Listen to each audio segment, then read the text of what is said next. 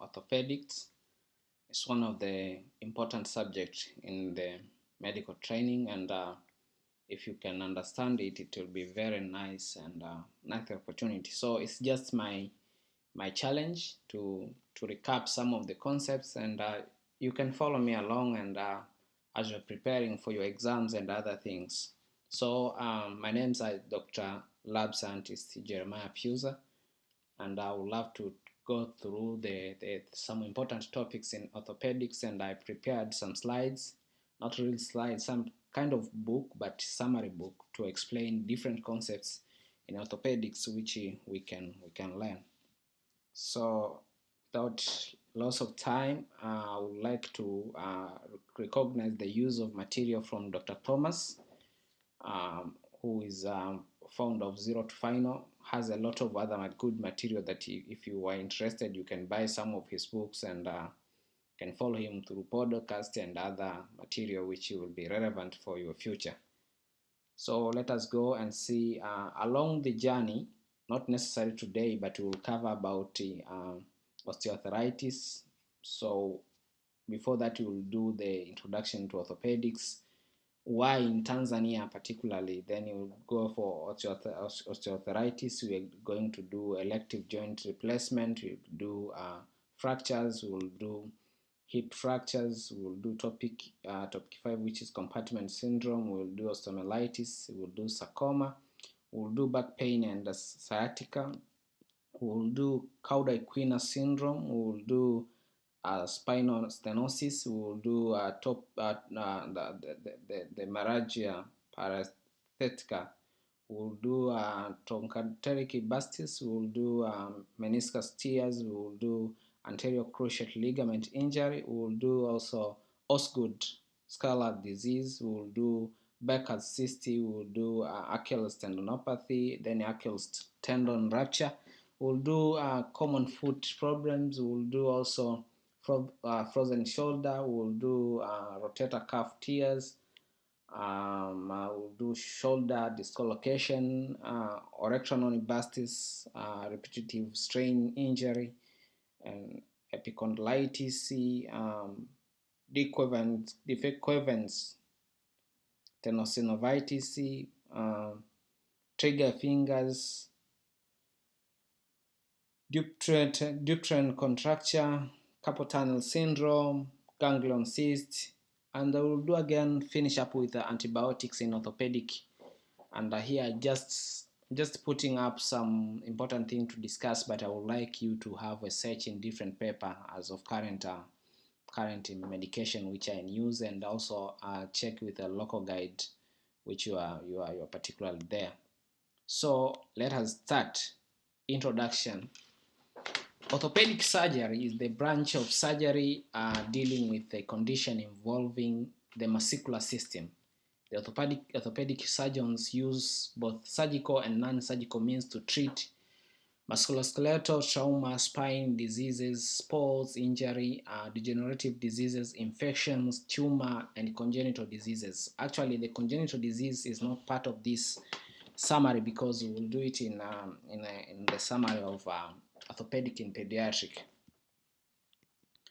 So there are different places that are covered in this summary, and we're going to speak of spine, knee, hip, hand, foot, shoulder, and many other things. So let us start with overview of Tanzania. Here the credit goes to Agile and Dr. Honest Masawe, because this is just an article. I took it as it is so that to give you a picture of what is happening in Tanzania, particularly at KCMC. So KCMC treats an average of 11,172 orthopedic patients each year.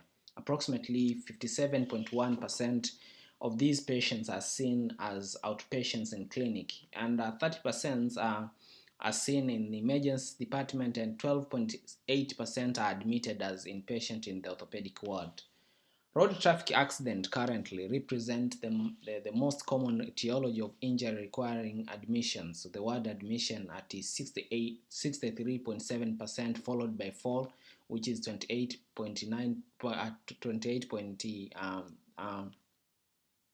0.2%, and households, which accounts about 4.4% of admission between age 15 to 45 years, 45, 73.5% were from road traffic accidents. The majority of road traffic accidents, 52.8%, involved on a motorcycle, and 30% involved in pediatricians. So, femur fracture were the most common injury since 39.0%, followed by tibia, then followed by radius. Patients used a wide variety of transportation method and took almost 2.3 hours on average to arrive at KSMC from location of injuries. Once in hospital, patient average length to surgery is 10.2 days, and hospital length stay is 13.5 days. Of all admission, 96.5 had indication for surgical fixation, while 57.9 received the surgery. So KSMC is the only tertiary you remember, and if you are coming from other part of the Tanzania, is actually, I'm just taking an example. Only tertiary referral center for 5 state regions. If you remember, the Arusha, Moshi, Tanga, Singida, Manyara, those are the major places that are served by KSMC. So 5 region almost. In Tanzania, it's a consultancy. Orthopedic surgeon is surgeon who is trained for 5 years, at least 5 years following their former residence. So that is the consultant. So you have been trained for 4 years, then he follows to stay for 5 years to get to be consultant. For a population of almost 50 millions, now more goes to 60. They're about, of course, there are more than 15 practicing consultants currently. They are increasing number quite intensively, of which have completed 4 years. So I'll leave this part, and I think that's not that much important. But to get the problem is, my intention was for you to see that there's a big problem that is existing in such a way. As a junior medical doctor, you will end up saving these patients. You will end up doing something these patients, either as an intern doctor or as a medical practitioner, so soon after your intern. Therefore, being aware of some different conditions in surgery will help you a lot for your future. So let me go direct to topic 1. So topic 1 is osteoarthritis. Osteoarthritis is often described as wear and tear in joints. It's not an inflammatory condition like rheumatoid arthritis. It occurs in synovial joints and results from a combination of genetic factor, overuse, and injury. Osteoarthritis is thought to result from an imbalance between the cartilage wearing down and the chondrocytes repairing it, leading to a structural issues in the joint. There are many risk factors that contribute to this, and of important are obesity, age, occupation, trauma, being female, and family history. The most common affected joints are hip joints, knee joints, the sacroiliac joints, distal interphalangeal joints in the hands, carpometacarpal joint at the base of the thumb or wrist, cervical spine, cervical spondylosis, and 4 key X-ray changes are summarized by the word loss. So when you say loss here, you'll find there is loss of joint space between the joint. There is osteophytes, the bone spurs like in the joint. There will be subarticular sclerosis, increasing density of the bone along the joint line. There will be subchondral cysty, fluid within fill the holes in the bones. Actually, X-ray changes do not necessarily correlate with symptoms. Significant X-ray change might be found incidentally in someone without symptoms. Equally, someone with severe symptoms of osteoarthritis may have only mild changes on X-ray, so you have to take care, not necessarily one correcting another.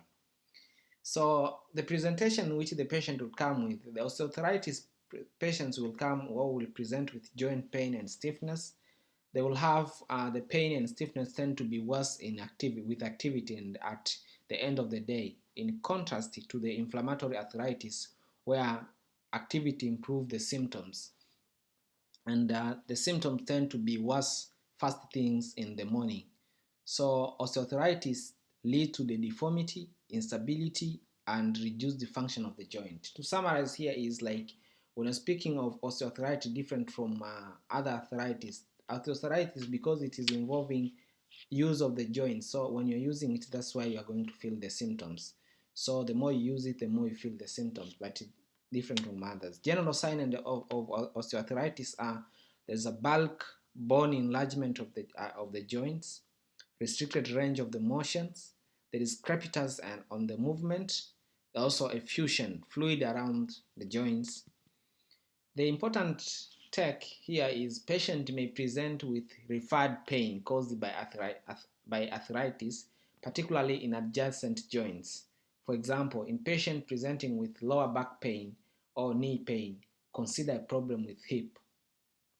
So sign in the hands, someone may have Haberdan's nodes in the distal interphalangeal.